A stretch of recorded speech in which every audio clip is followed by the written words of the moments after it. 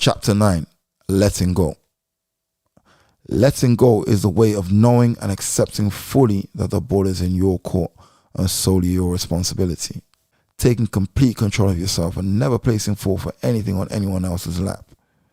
You get a lot of people that will flat out never take responsibility for their actions, faults, situations, you name it. Not to say that there are no situations where it is and will be somebody else's fault, or that other people can never be at fault for anything that happens in your life, as that is not true.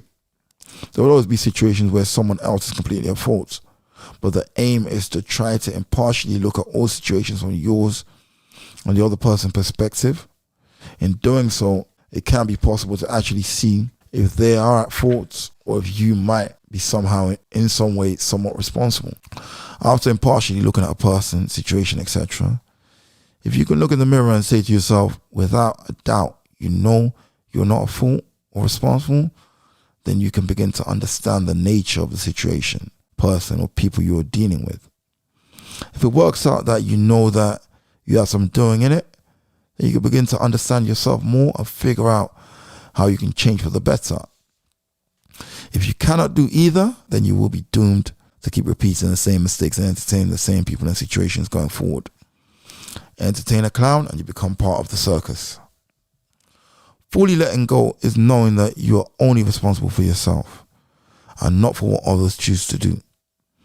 You're not going to change anybody, and you would be wise not to try, as you yourself are still only learning who you are. Letting go is knowing that you are in control and should try to control no one.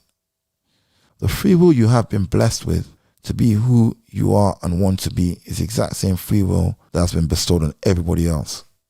The sooner you can accept that people are doing exactly what they want to do and not going to be what you want them to be, the happier you will be.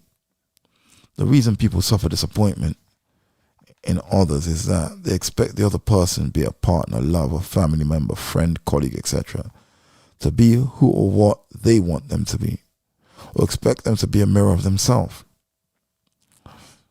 When they fail to live up to this expectation, they put the blame on the other person.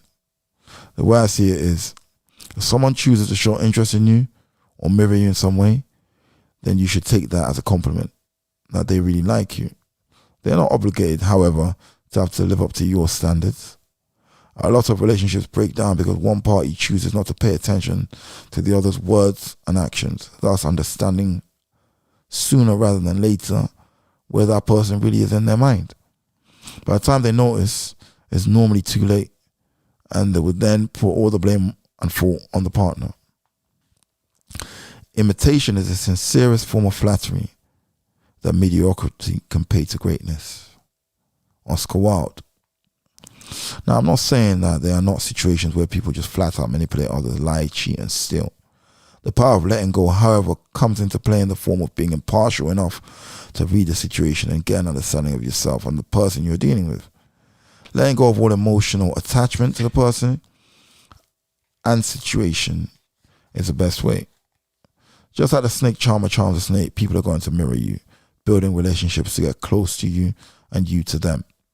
Some will have a genuine interest in you and some exactly that, snake charmers. And once they've got what they really wanted, they will reveal themselves through their true words or actions. It's your job to pay close attention to people's actions and listen to the words they use and the way they use them. Somewhere in there, they will always leave clues. Humans love nothing more than being complimented and mirrored. If you want to get the best out of someone, show them a genuine interest, mirror their behavior in the short term or in the long term. Unlike the snake and the snake charmer, you have to learn how to let go and snap out of the trance. Be grateful for the dance, but never get caught up in blaming anybody else for you accepting to get caught up in their trance or them choosing to no longer participate in yours. Count the blessings for those that choose to stay and learn the lessons from those that have to leave. Learning how to let go is going to be a blessing, and holding on too long is going to be a lesson. A lot of people see other people as things or as their possessions. They want to possess them. The problem arises in not wanting to let go of these possessions. But like possessions or things, nobody owns anybody else. And even if that were the case, then that would be something completely different and evil. such as the case of slavery, which we all know is completely immoral, wrong, and goes against everything that makes us human. Letting go is knowing that we live in a world where everyone you see and encounter lives in their own personal classroom with mirrors everywhere they look. Once you realize that everything that you or anyone else sees, thinks, or does is subject to the reflection of their mirror, you will then begin to let go.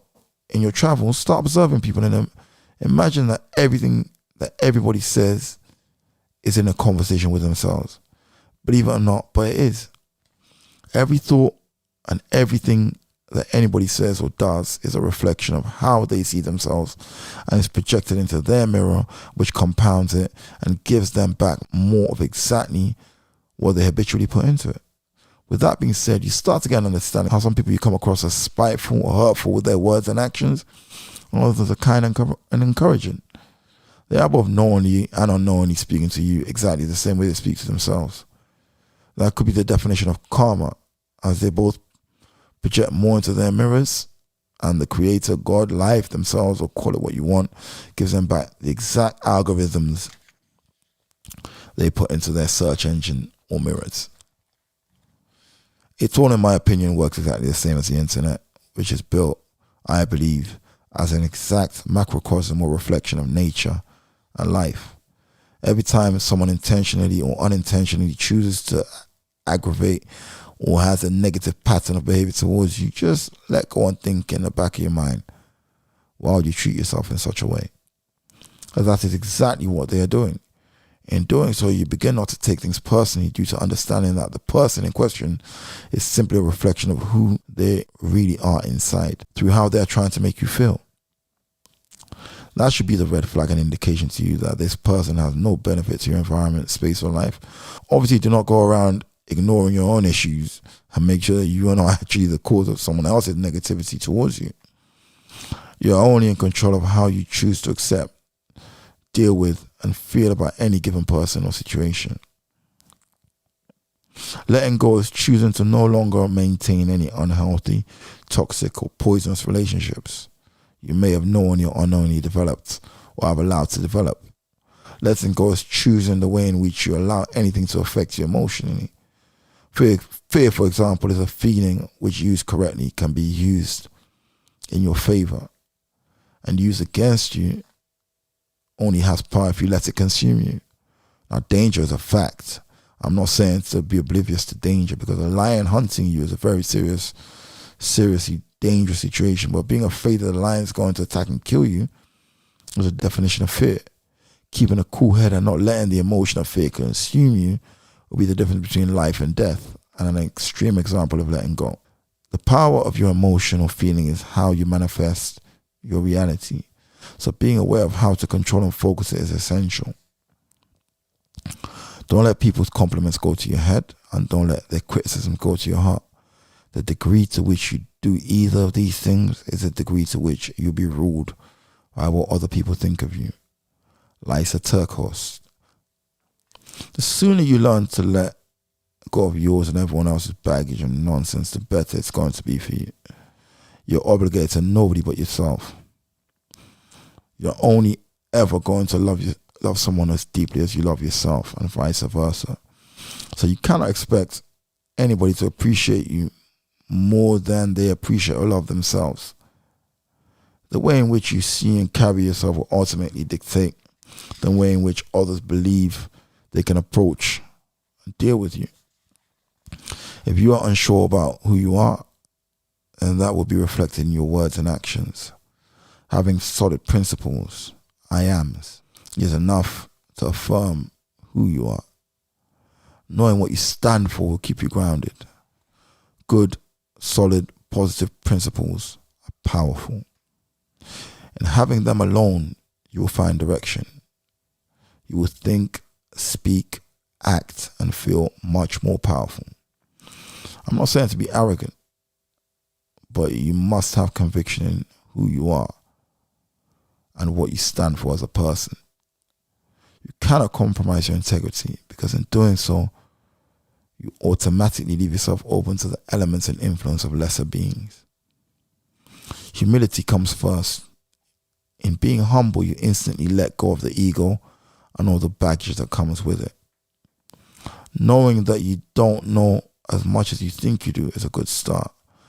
Knowing that there is so much more you can take in from every encounter, every book you read, every minute you spend getting to know how to know yourself better is going to take a weight off your chest.